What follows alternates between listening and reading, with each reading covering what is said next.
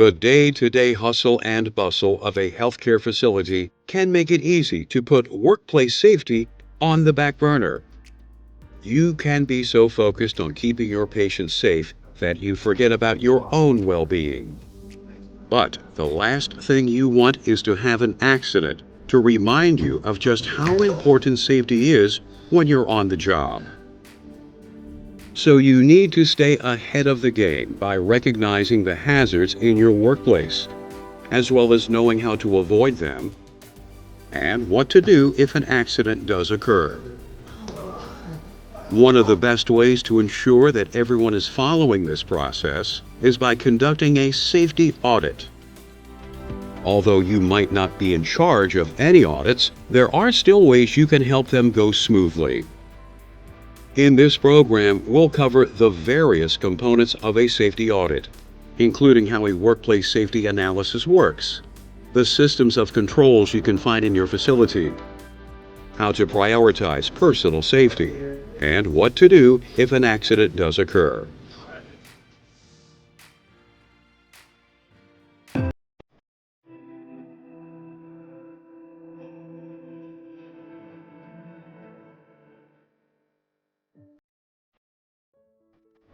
What exactly is a safety audit, and what is it for? A safety audit is a review that identifies hazards and risks in a facility. It can help to improve safety programs, protect workers and patients, prevent accidents, and comply with OSHA regulations. Usually, your supervisor or manager will build an internal auditing team that will inspect your work area, interview you and your coworkers, and make sure your facility meets industry safety standards. But sometimes, safety audits are conducted by an external company. In this case, their investigators are in charge of the process. There are four major types of safety audits addressing hazard identification, patient safety, compliance with regulatory standards, and the overall effectiveness of your facility's safety program. Some audits tackle all of these issues at once. You can't find solutions to problems that you don't know about, which is why the first step in any safety audit is a comprehensive search for potential hazards, called a workplace analysis. This typically begins with a physical inspection of your work environment. The audit team will look for general hazards in the facility, such as cluttered work areas, damaged or uneven flooring, insufficient lighting, and any chemical and biological hazards. They will also examine medical tools and equipment to make sure they are right for the jobs they're being used for, safe for patients, and in good condition. The analysis can even include an assessment of the factors that are associated with the organization of individual workstations and their ergonomic impact. In addition to a physical inspection, a workplace analysis should also examine your facility's policies and procedures and how they might affect employee and patient safety. The auditing team will take a look at things like infection control protocols, medication management, fall prevention measures, the use of hazardous materials, and patient identification and monitoring systems. They will also take a look at your facility's waste management, assessing sharps disposal procedures, medical waste handling, and biohazard protocols. Your knowledge and opinions are important to this process. While you may not be in charge of your facility's workplace analysis, you can still help to make sure that it goes smoothly. After all, no one knows your job better than you do. So you might be asked to inspect your own work area and equipment for damage or potential hazards. If you do find any problems during your inspection, it's important that you immediately report them to the audit team, as well as your supervisor, facility manager, or your company's safety director. After you complete an evaluation of your work area, an auditor might also interview you. So think about how you do your job. and be ready to make any recommendations you have about how it could be done more safely.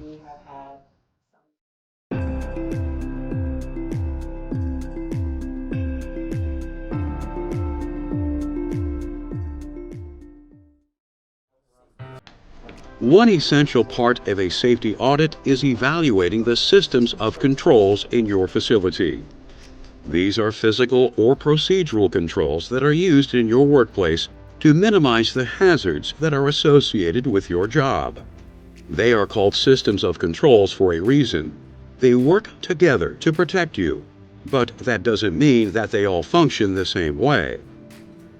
In fact, OSHA's hierarchy of controls identifies the various types of controls that can exist in a workplace and how effective each type is. At the top is the elimination of a potential hazard and guarantees that the hazard no longer exists.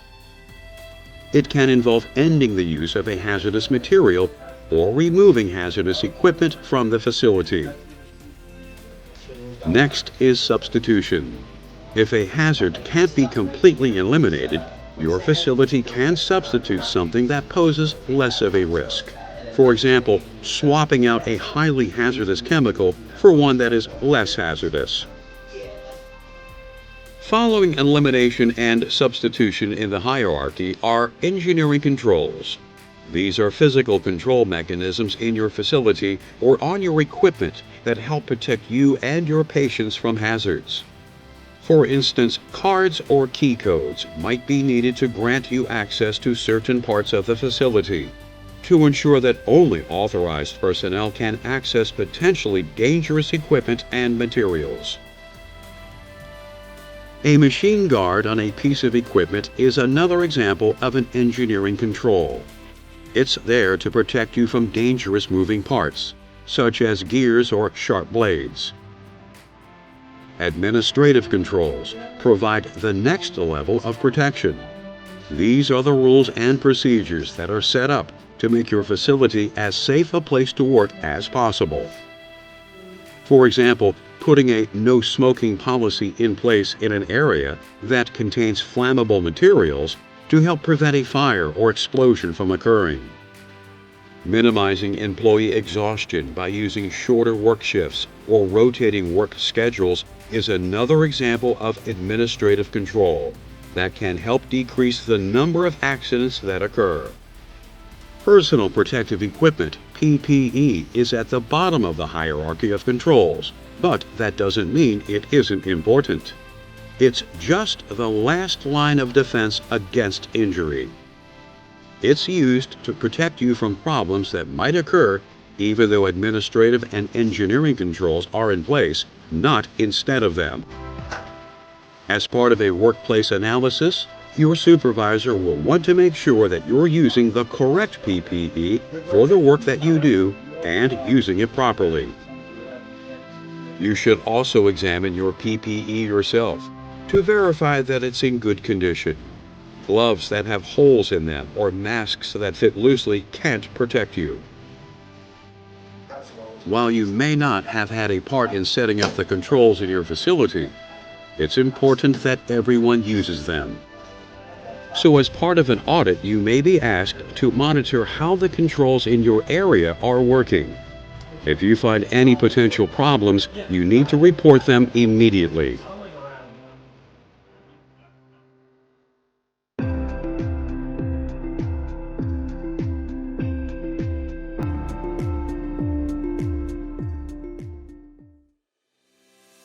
Healthcare facilities can be very large places, which means that an audit team has a lot of ground to cover.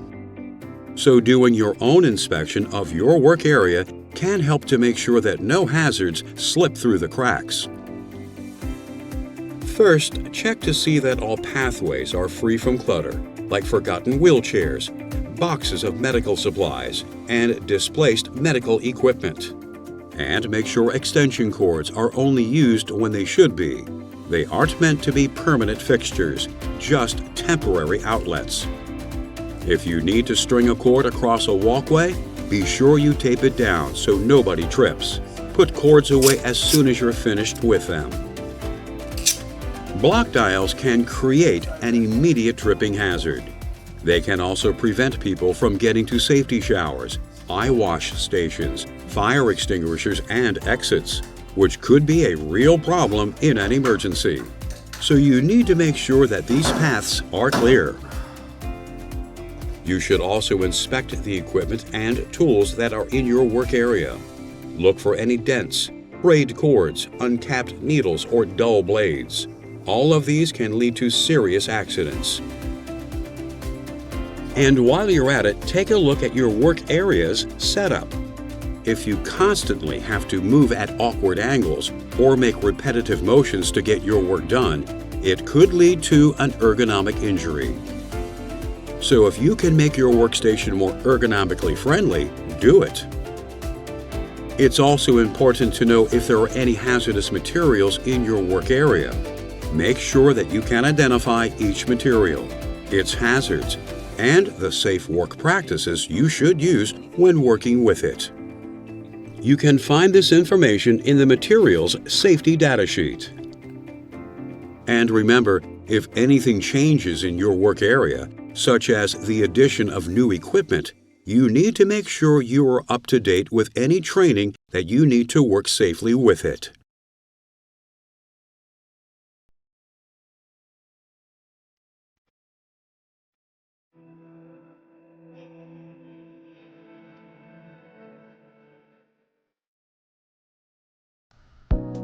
When most people hear the words safety audit, they think about inspecting their workplace and equipment. But you can't forget about yourself. This self-assessment or personal audit is important too. To stay safe, you have to look at how aware you are of what's going on in your work area and how well you follow safety procedures and protocols yourself. Start by reviewing your facility's standard operating procedures, SOPs, to make sure you know them inside and out. SOPs help us do our jobs more efficiently by preventing misunderstandings and mistakes that can lead to accidents and injuries. So never ignore them because you think they aren't important. Following them is essential, and they apply to everyone. And never skip a procedure because you're in a hurry. Remember, safety is always the top priority. As you continue your personal audit, think about how well you know your facility. Are you able to locate all exits and fire escapes? Would you be able to find them in the dark if you had to? You need to know where safety showers and eye wash stations are located as well. You'll want to be able to find them in a hurry if you or a coworker are splashed with a hazardous chemical. You should also determine where the nearest first aid kit is located. If an emergency occurs, you won't want to waste time searching for it. And make sure you know where fire extinguishers are kept too, as well as what type should be used in various situations. Using the wrong one could actually spread a fire instead of putting it out. But don't worry, you don't have to figure all of this out on your own. Your facility's safety training program will help to make you aware of potential hazards, as well as how to prevent accidents.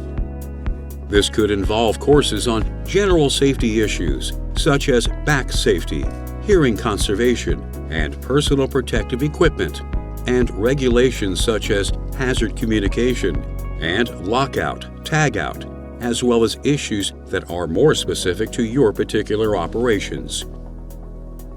It's important that you take these courses seriously so that you are prepared for any problems you may encounter.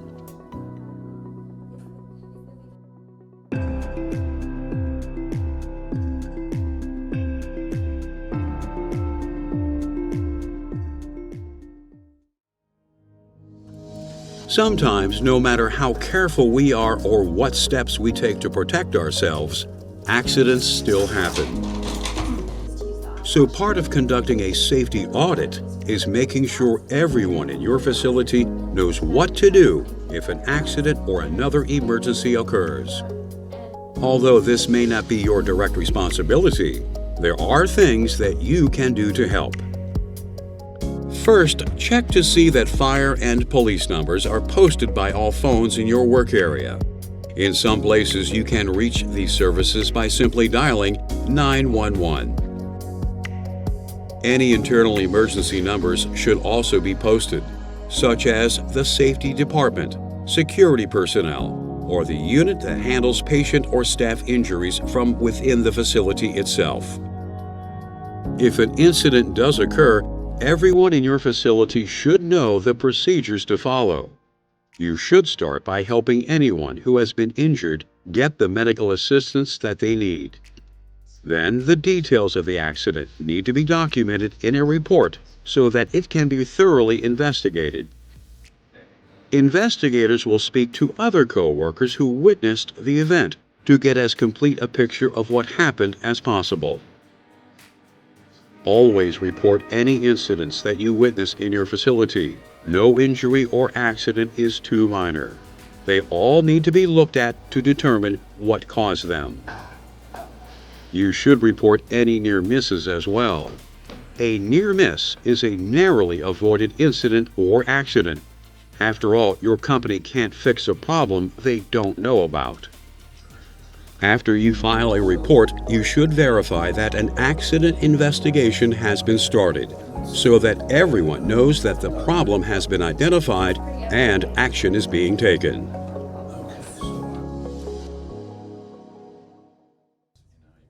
As we've seen, a safety audit can help your facility avoid a lot of accidents and injuries. And it's important to know what this process involves so you can contribute to it. Let's review.